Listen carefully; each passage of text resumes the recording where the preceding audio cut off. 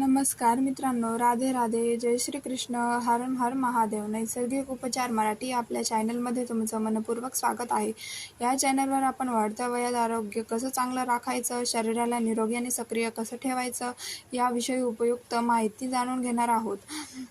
कधी तुम्ही विचार केला आहे का की आपल्या आजी आजोबांचा काळ किती वेगळा होता. त्यांचे जीवन अगदी साधं आणि नैसर्गिक होतं, तरीही ते 80 ते 90 वर्षांच्या वयातही काठीशिवाय चालायचे, स्वतः बाजारात जायचे, सहजीने चढायचे आणि गावभर फिरायचे. पण आजीची परिस्थिती पाहिली तर अनेक लोक 50 वर्षाचे झाल्यानंतरच उठताना बसताना त्रास अनुभवत लागतात. काही पायऱ्या चढल्या की गुडघ्यांमध्ये वेदना सुरू होतात. रात्री झोपेत पोटऱ्यांना गोळे येतात. सकाळी उठल्यानंतर सरळ उभं राहण्यासाठी काही मिनिटे लागतात, कारण गुडघे इतके कडक झालेले असतात की जणू त्यामध्ये गंज चढला आहे असं वाटतं. अनेकांना तर वेगाने चालण्याची किंवा जिना उतरण्याची देखील भीती वाटू लागते, कारण पडण्याची भीती सतत मनात असते. ज्येष्ठ नागरिकांच्या आरोग्याशी संबंधित अनेक अनुभवांमधून एक गोष्ट वारंवार लक्षात आली आहे. बरेच लोक असा समज करून घेतात की वाढत्या वयात वेदना होणारच आणि त्यावर काहीच करता येत नाही, त्यामुळे ते शांतपणे सगळं सहन करत राहतात. ते हळूहळू चालणं कमी करतात, व्यायाम टाळतात, सकाळच्या फेरफटक्याला जाणं बंद करतात, मंदिरात जाणं कमी होतं, अगदी नातवंडांना मांडीवर घेणं किंवा कुटुंबासोबत खाली बसणं सुद्धा ते टाळू लागतात. पण खरं सांगायचं झालं तर आपलं शरीर आपल्याला आधीच अनेक संकेत देत असतात. गुडघ्यातून येणारा कटकट आवाज विनाकारण येत नाही. पायांमध्ये जाणवणारी कमजोरी, उभं राहताना अस्थिरता वाटणे किंवा रात्री हलक्या वेदना जाणवणे हे सुद्धा साधे योगायोग नसतात. हा आपला शरीराच्या आपल्याला दिलेला इशारा असतो की हाडांना, सांध्यांना आणि स्नायूंना आवश्यक पोषण पुरेशा प्रमाणात मिळत नाही आहे. दुर्दैवाने अनेक लोक फक्त वेदनेवर लक्ष केंद्रित करतात, पण त्या वेदनामागचं खरं कारण समजून घेण्याचा प्रयत्न करत नाहीत. आणि जोपर्यंत मूळ कारणावर काम केलं जात नाही तोपर्यंत समस्या हळूहळू वाढतच जाते. म्हणूनच आजच्या या व्हिडिओमध्ये आपण अशा काही महत्त्वाच्या गोष्टी जाणून घेणार आहोत, ज्या वाढत्या वयातही तुमचे गुडघे, हाडे आणि पाय अधिक मजबूत ठेवण्यासाठी मदत करू शकतात. त्यामुळे हा व्हिडिओ शेवटपर्यंत नक्की पहा. आणि हो, तुम्ही आपले चॅनल जर आणखी सबस्क्राईब केले नसेल तर सबस्क्राईब करून बेल आयकॉनवरती प्रेस करून घ्या, जेणेकरून तुम्हाला वेळेवर व्हिडिओ मिळतील. म्हणून नक्की सबस्क्राईब करा. तर चला पुढे बघूया. वयाच्या 50 वर्षानंतर आपल्या शरीरात अनेक नैसर्गिक बदल घडू लागतात. हळूहळू स्नायूंची ताकद कमी होऊ लागते. वैद्यकीय भाषेत या प्रक्रियेला सार्कोपेनिया असे म्हटले जाते. म्हणजेच वाढत्या वयानुसार स्नायूंचे प्रमाण आणि ताकद कमी होणे, यासोबतच हाडांमधील कॅल्शियमचे प्रमाणही हळूहळू घटू लागते. सांध्यांमधील नैसर्गिक स्नेह पूर्वीसारखे राहत नाही. शरीरात वर्षानुवर्ष जमा होणारा सौम्य दहामुळे सांधे कोरडे आणि कडक होऊ लागतात. म्हणूनच अनेकांना असं वाटू लागतं की त्यांच्या पायांमध्ये पूर्वीसारखी ताकद उरलेली नाही. थोडं चाललं तरी दम लागतो, थकवा जाणवतो आणि बराच वेळ बसल्यानंतर उठणंही कठीण वाटू लागतं. आयुर्वेद या स्थितींचे अतिशय सोप्या भाषेत वर्णन करतो. आयुर्वेदानुसार वाढत्या वयांसोबत शरीरात वातदोष वाढू लागतो. जेव्हा वात वाढतो तेव्हा शरीरात कोरडेपणा निर्माण होतो. सांध्यांमधील नैसर्गिक ओलावा आणि लवचिकता कमी होते. परिणाम सांध्यातून आवाज येऊ लागतो, वेदना वाढतात, कडकपणा जाणवतो आणि हालचाल करणं अवघड होतं. हे अगदी त्या दरवाजासारखे आहे ज्याला अनेक दिवस तेल लावले नसते. प्रत्येक वेळी उघडताना तो आवाज करतो आणि जड वाटतो. मला सर्वात जास्त काळजी वाटते ती एका गोष्टीची. अनेक ज्येष्ठ नागरिकास दररोज कॅल्शियमच्या गोळ्या घेतात, पण तरीही त्यांना अपेक्षित फायदा मिळत नाही. काही जण अनेक वर्ष सप्लिमेंट्स घेत राहतात, तरीही पायांची कमजोरी, कंबरदुखी किंवा सांधेदुखी कायम राहते, कारण हाडांना फक्त कॅल्शियम पुरेसे नसते. त्यांच्यासोबत इतर नैसर्गिक खनिजे, जीवनसत्वे आणि संतुलित पोषणाचीही गरज असते, जेणेकरून शरीर त्या पोषक घटकांचे योग्य शोषण करू शकेल. म्हणूनच आयुर्वेदिक नेहमी नैसर्गिक अन्नपदार्थांमधून मिळणाऱ्या पोषणाला अधिक महत्त्व देतो. आजच्या या व्हिडिओमध्ये मी तुमच्यासोबत असे 5 मूल्य अन्नपदार्थ शेअर करणार आहे, जे आपल्या भारतीय स्वयंपाकघरात सहज उपलब्ध असतात. हे पदार्थ नैसर्गिकरित्या कॅल्शियम आणि इतर महत्त्वाच्या खनिजांची समृद्ध असतात. योग्य पद्धतीने आणि नियमितपणे सेवन केल्यास ते हाडांचे आरोग्य टिकवून ठेवण्यास, पायांमधील ताकद वाढवण्यास आणि दैनंदिन हालचाली अधिक सुलभ करण्यास मदत करू शकतात. उपाय क्रमांक 1. पांढरे तीळ. ज्येष्ठांसाठी नैसर्गिक कॅल्शियमचा खजिना. जर असा एखादा पदार्थ निवडायचा झाला जो स्वस्त, सहज उपलब्ध आणि हाडांसाठी उपयुक्त मानला जातो, तर त्यामध्ये पांढऱ्या तिळाचे नक्की समावेश होईल.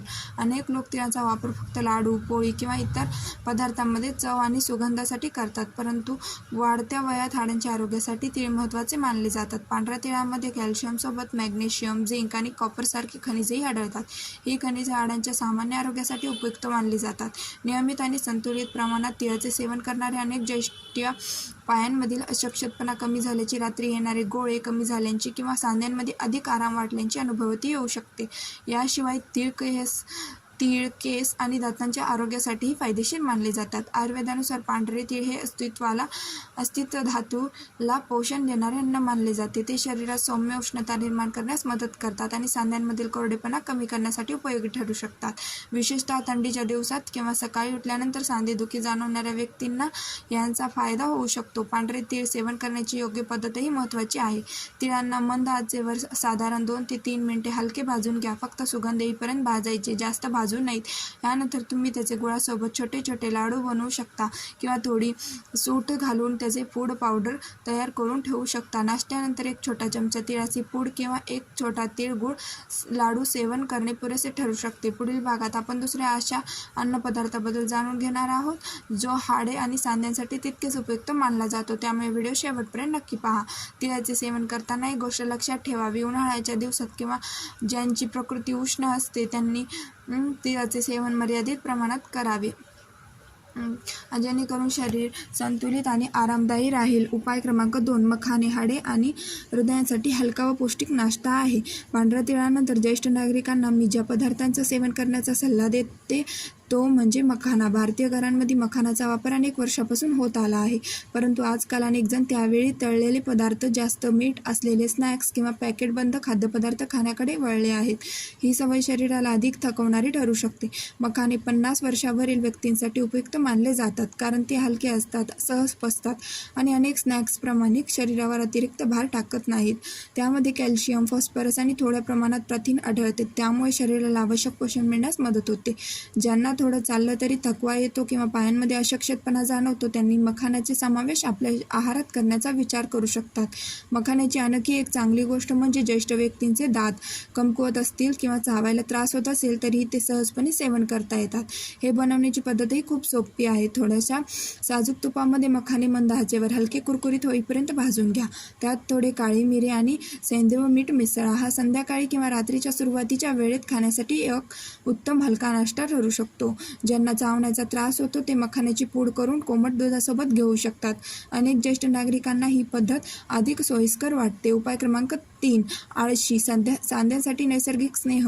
जर उभं राहताना गुडघ्यातून कटकट आवाज येत असेल, सकाळी उठल्यावर सांधे कडक वाटत असतील किंवा शरीरात कोरडेपणा जाणवत असेल तर आळशीचा विचार नक्की करता येईल. आळशी, ज्याला फॅलॅस सीड्स असेही म्हटले जाते, ही लहानशी बिया अनेक उपयुक्त पोषक घटकांनी समृद्ध असते. त्यामध्ये ओमेगा 3 फॅटी ॲसिड्स आणि इतर उपयुक्त स्निग्ध पदार्थ आढळतात. हे घटक शरीराच्या सामान्य आरोग्यासाठी महत्त्वाचे मानले जातात. वाढत्या वयात अनेकांना सांध्यांमध्ये लवचिकता कमी झाल्याची जाणीव होते. अशा वेळी संतुलित आहारासोबत आळशीचा समावेश फायदेशीर ठरू शकतो. विशेषतः ज्या महिलांनी रेझोनिवृत्तीचा टप्पा पार केला आहे किंवा ज्यांनी सकाळी उठल्यानंतर जास्त कडकपणा जाणवतो, त्यांच्यासाठी आळशी उपयुक्त मानली जाते. आळशी वापरण्याची योग्य पद्धत म्हणजे तिला मंद आचेवर थोडी भाजून घेणे, सुगंध आल्यावर ती बारीक वाटून पूड तयार करणे. ही पूड 7 दिवसांच्या आत वापरणे योग्य ठरते. तुम्ही ती पोळीच्या पिठात मिसळू शकता, दह्यावर भरू शकता किंवा जेवणानंतर कोमट पाण्यासोबतही घेऊ शकता. मात्र कोणत्याही गोष्टीप्रमाणे आळशीचाही प्रमाण महत्त्वाचं आहे. कमी प्रमाणात आणि नियमित सेवन करणं अधिक योग्य ठरतं. ज्याची प्रकृती उष्ण आहे किंवा उन्हाळ्यात अस्वस्थता जाणवते त्यांनी आळशी मर्यादित प्रमाणात घ्यावी. उपाय क्रमांक 4. Golden milk. रात्री शरीराला आराम देणारे पौष्टिक पेय. अनेक लोक दिवसभर शरीराची काळजी घेतात, पण रात्रीची काळजी घेणं विसरतात. प्रत्यक्षात रात्रीचा वेळ ही शरीराच्या पुनर्बंधनासाठी अत्यंत महत्त्वाची असते. आपण झोपलेलो असतात, स्नायूंना विश्रांती मिळते, शरीर स्वतःची दुरुस्ती करत असते आणि तज्ञांना दिवसभराच्या ताणातून आराम मिळतो.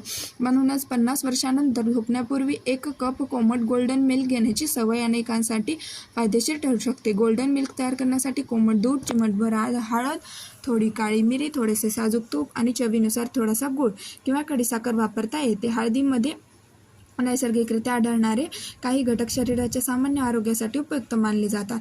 काळी मिरी हळदीतली घटकांचे शोषण होण्यास मदत करू शकते. हे पेय रात्री झोपण्यापूर्वी घेतल्यास शरीराला आरामदायी वाटू शकते आणि शांत झोपेसाठीही मदत होऊ शकते. पुढील भागात आपण या गोल्डन मिल्कचे आणखी फायदे आणि 5वा महत्त्वाचा उपाय सविस्तर जाणून घेणार आहोत. पण हळदीचा सर्वात महत्त्वाचा फायदा असा मानला जातो की तिच्यातली उपयुक्त घटक शरीराला अधिक चांगल्या प्रकारे मिळण्यासाठी काळी मिरी मदत करू शकते. कारण काळ्या मिरीमध्ये असलेले काही नैसर्गिक घटक पोषक तत्वांचे शोषण होण्यास सहाय्यक मानले जातात. तर साजूक तूप हे नैसर्गिक स्निग्ध पदार्थांचे काम करते. त्यामुळे शरीराला आवश्यक ऊर्जा मिळण्यास मदत होते आणि सांध्यांमधील कोरडेपणा कमी करण्यासाठीही ते उपयुक्त मानले जाते. हे पेय बनवणे अतिशय सोपे आहे. 1 ग्लास दूध मंद आचेवर गरम करा. त्यात अर्धा चमचा हळद, 1 चमूट काळी मिरी आणि थोडंसं साजूक तूप घाला. हे मिश्रण हलक्या हाताने ढवळत राहा जोपर्यंत हळद पूर्णपणे दुधात मिसळत नाही. तर जर तुम्हाला थोडी गोड चव आवडत असेल तर त्यामध्ये थोडासा गूळ किंवा खडीसाखर घालू शकता. रात्रीच्या शांत वातावरणात हातात गरमागरम गोल्डन मिल्कचा कप घेऊन बसलेली एखादी ज्येष्ठ व्यक्ती म्हणजेच आरोग्याची साधी पण पारंपरिक काळजी घेण्याचे सुंदर उदाहरणच म्हणावं लागेल. उपाय क्रमांक 5. काळी उडीद डाळ स्नायू आणि हाडांच्या ताकदीसाठी उपयुक्त मानणं. अनेकांना प्रश्न पडतो की ही काही ज्येष्ठ व्यक्ती वाढत्या वयातही इतक्या उत्साहाने आणि ताकदीने कशा वावरतात. यामागील एक महत्त्वाचे कारण म्हणजे त्यांच्या पारंपरिक आणि पोषण मूल्यांनी समृद्ध आहार. अशाच पौष्टिक पदार्थांपैकी एक म्हणजे काळी उडीद डाळ. आयुर्वेदात उडीद डाळीला शरीराला बळ देणारा आणि स्नायूंना पोषण देणारा पदार्थ मानले जाते. विशेषतः 50 वर्षांनंतर शरीरातली ताकद टिकवून ठेवण्यासाठी तिचा समावेश आहारात केला जातो. अनेक ज्येष्ठांना हात पाय थरथरणे, थोडा वेळ उभं राहिल्यावर थकवा जाणवणे किंवा जेना चढताना पायांमध्ये अशक्तपणा वाटणे अशा समस्या जाणवू लागतात. अशावेळी प्रथिने आणि इतर पोषक घटकांनी समृद्ध अन्नपदार्थांचा आहारात समावेश करणे उपयुक्त ठरू शकतो. काळे उडीद डाळ प्रथिने, खनिजे आणि इतर आवश्यक पोषक घटकांनी समृद्ध असते. त्यामुळे ती शरीराच्या सामान्य आरोग्यासाठी फायदेशीर मानली जाते. ती सेवन करण्याचा सर्वात सोपा मार्ग म्हणजे संपूर्ण काळ्या उडीद डाळीचे हलकं सूप तयार करणे. हे सूप बनवताना त्यामध्ये थोडासा लसूण आणि हिंग घातल्यास चव वाढते आणि पचनासाठीही मदत होऊ शकते. विशेषतः थंडीच्या दिवसांत किंवा रात्रीच्या जेवणात हे सूप अतिशय रुचकर आणि पौष्टिक वाटते. आठवड्यातून 2 ते 3 वेळा याचा समावेश केला तर शरीराला अतिरिक्त पोषण मिळू शकते. ज्यांचा पचन संवेदनशील आहे किंवा ज्यांना लवकर गॅस व जडपणा जाणवतो त्यांनी सुरुवातीला कमी प्रमाणात सेवन करावे. 2 छोट्या पण अत्यंत महत्त्वाची सवयी. या सर्व अन्नपदार्थ इतक्याच 2 सवयी महत्त्वाच्या आहेत. 1. सकाळच्या कोवळ्या उन्हात वेळ घालावा. अनेक लोक कॅल्शियमयुक्त आहार घेतात पण तरीही शरीर कमकुवत वाटतं. याचं एक कारण व्हिटॅमिन डीची कमतरता असू शकते. व्हिटॅमिन डी हे शरीराला कॅल्शियमचा उपयोग करण्यास मदत करणारे महत्त्वाचे जीवनसत्व मानले जाते. म्हणूनच दररोज सकाळी 15 ते 20 मिनिटे कोवळ्या उन्हात बसण्याची सवय लावणे फायदेशीर ठरू शकते. विशेषतः हात, पाय आणि पाठीवर सूर्यप्रकाश पडू देणे उपयुक्त मानले जाते. पाणी योग्य पद्धतीने प्या. आयुर्वेदानुसार पाणी सावकाश आणि बसून पिण्याची सवय शरीरासाठी अधिक हितकारक मानली जाते. घाईघाईने उभे राहून पाणी पिण्यापेक्षा बसून छोटे छोटे घोट घेत पाणी पिल्यास शरीराला ते अधिक सहज स्वीकारता येते. अशा छोट्या सवयींची शरीरावर सकारात्मक परिणाम होऊ शकतो. आणि सर्वात महत्त्वाची गोष्ट म्हणजे फक्त योग्य आहार घेणे पुरेसे नसते. शरीराला पुरेशी झोप, नियमित हलका व्यायाम आणि दैनंदिन हालचाली यांचीही गरज असते. कारण शरीराची ताकद, संतुलन आणि लवचिकता दीर्घकाळ टिकवून ठेवण्यासाठी या सर्व गोष्टी एकत्रितपणे महत्त्वाच्या असतात. मित्रांनो, अनेक ज्येष्ठ नागरिकांच्या अनुभवातून एक गोष्ट स्पष्टपणे जाणवते. सर्वात चांगले परिणाम त्यांनाच मिळतात जे कठीण उपायांचे मागे न लागता साध्या आणि चांगल्या सवयी सातत्याने पाळतात. 60 वर्षानंतर सर्वात मोठी संपत्ती पैसा नसते तर स्वतःच्या पायांवर आत्मविश्वासाने चालण्याची क्षमता असते. कोणाच्याही आधाराशिवाय जिने चढता येणे, स्वतःची काम स्वतः करता येणे आणि स्वावलंबी राहणे हीच खरी श्रीमंती असते. आयुर्वेद कोणताही रातोरात चमत्कारच आश्वासन देत नाही. तो शरीराला हळूहळू पोषण देणारे, संतुलित ठेवण्यावर आणि दीर्घकालीन आरोग्य सुधारण्यावर भर देतो. आता मला कमेंटमध्ये नक्की सांगा तुमचं वय किती आहे आणि तुम्हाला सर्वाधिक त्रास नेमका कुठे होतो. तसेच आज सांगितलेल्यापैकी उपायांपैकी तुम्ही सर्वप्रथम कोणता उपाय सुरू करणार आहात. जर ही माहिती तुम्हाला उपयुक्त वाटली असेल तर व्हिडिओला नक्की लाईक करा, आपल्या मित्रमैत्रिणींना आणि कुटुंबासोबत शेअर करा आणि अशाच आरोग्यविषयक उपयुक्त माहितीसाठी नैसर्गिक उपचार मराठी या आपल्या चॅनलला सबस्क्राईब करायला विसरू नका. पुन्हा भेटूया एका नवीन आणि माहितीपूर्ण व्हिडिओमध्ये. तोपर्यंत स्वतःची काळजी घ्या, निरोगी राहा आणि आनंदी राहा. व्हिडिओ शेवटपर्यंत पाहिल्याबद्दल तुमचेही मनपूर्वक आभार.